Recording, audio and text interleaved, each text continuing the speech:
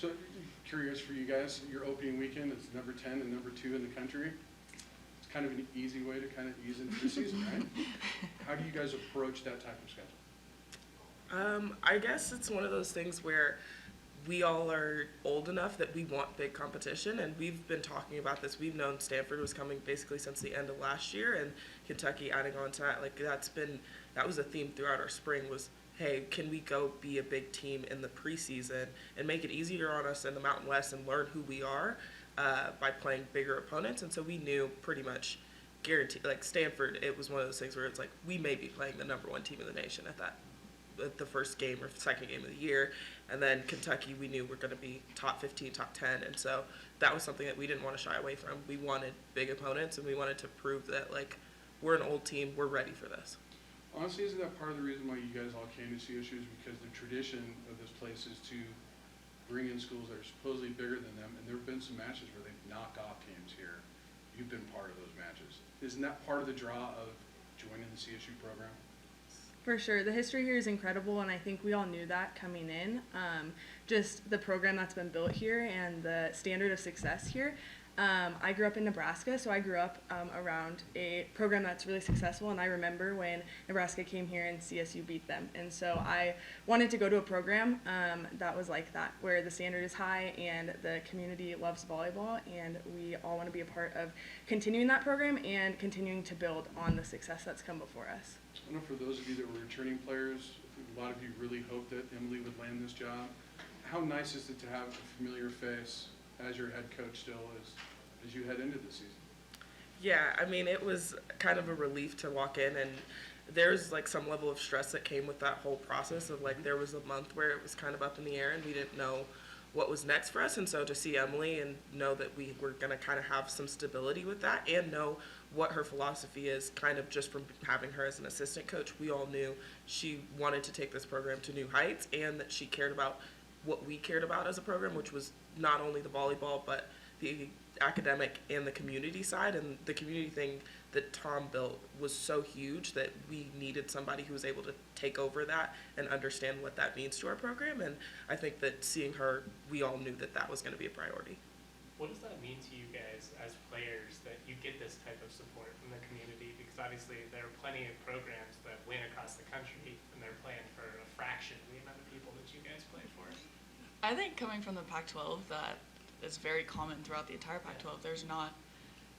There's smaller communities that have big support throughout all the schools, but I played at Texas, but throughout the Pac-12, I've never played in front of a crowd that has 8,000 fans, and so I think that was one of the things that drew me to come to CSU, was knowing that the support from the community is amazing. And I think Emily and the whole program does a really good job of getting out in the community, and I think it's really cool to see that our efforts to get out really turns over and people come and support, and it's fun to walk around and be like, oh, you're on the CSU volleyball team, so it's really cool. It's really an honor. What excites you about this team? What has you really juiced for the season about this roster? I think the experience. It's really cool to come on a team. My class at Arizona we were all young. We had like 4 or 5 freshman starters. And so I think coming to a team that's very experienced and everyone's older and everyone's knows what to expect and has expectations for themselves and for the team. So I think it's really exciting to see that our expectations, our goals are a lot higher. And so, yeah. I'll ask this to all 3 of you. Do you guys have any like individual goals or something that you guys haven't done throughout your careers that you want to do this season? I think that the first goal that comes to mind for me is like I want to have team goals that are kind of escalated. So like obviously the dream is like a Sweet 16. Like I know that this team is capable of doing a lot of good things, and we are looking at a preseason that preps us to get into the NCAA tournament and play well. And so I want to see us first off make it to the tournament, but like I want to see us go far in the tournament because I see the potential that we have every day we're in practice and we're working hard, and I think that it's something that we as a team can see ourselves doing. And so now that we're all on board for that, it's time to like put it on the court and make it happen. Yeah, I think we are really good at, Emily does a really good job of defining our team goals, and we do it as a team and with the coaches involved.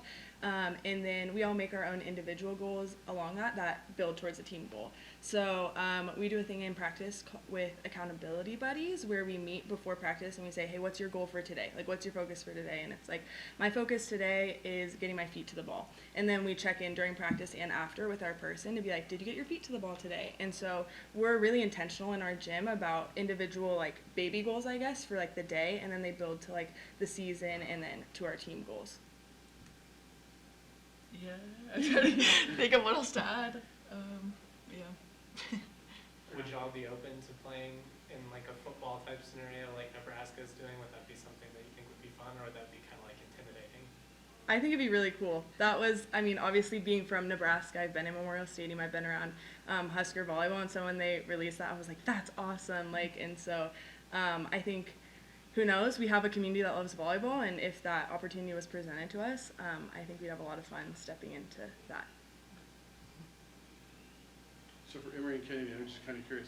You vie for the setter's job. You've had one setter your entire career. Now you get somebody new. You have a whole new group of new hitters. How has that process been starting in the spring? Because you need to know what each ball is that everybody likes, and you have to learn how she serves it. How's that process gone for you guys?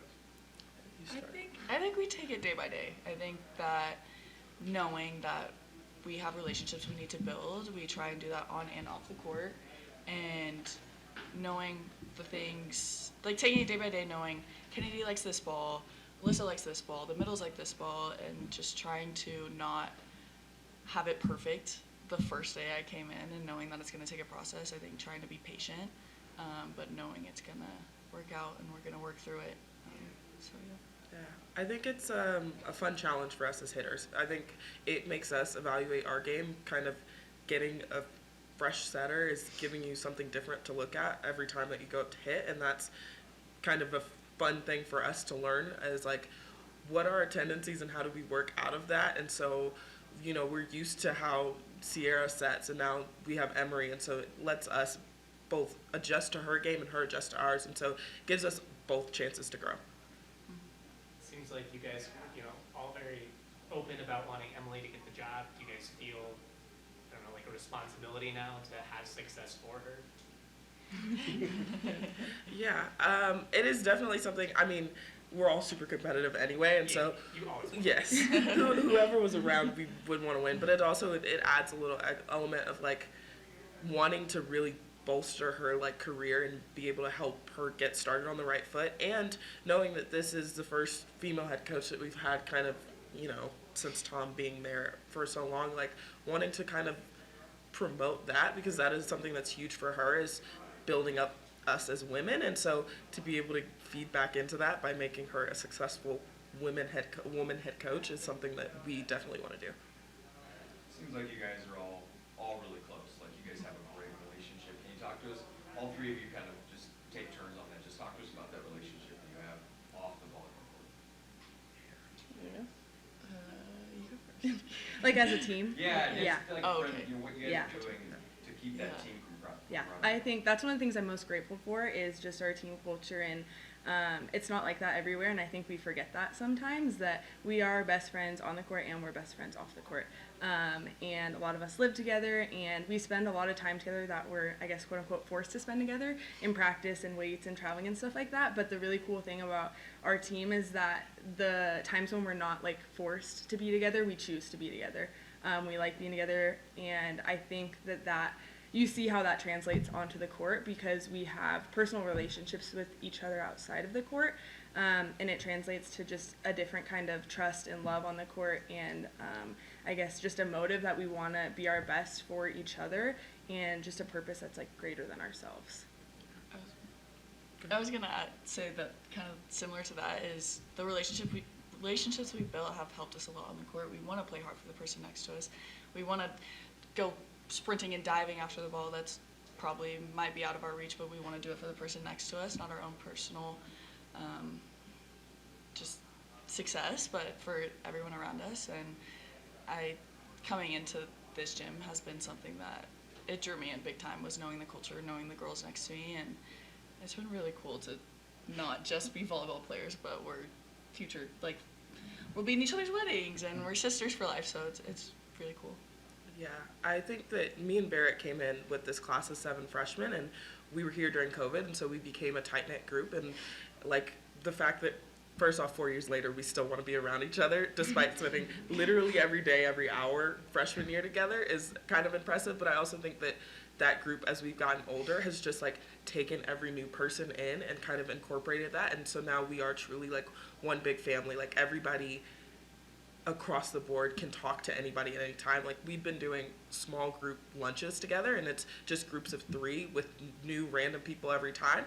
And I think it's fun because we like to talk to each other, and sometimes it's like, oh man, I haven't gotten to sit down with you in a while. Like, yay, I'm excited to be around you and excited to be able to like sit down and have good deep chats with everybody. And so that's a really important thing for our program.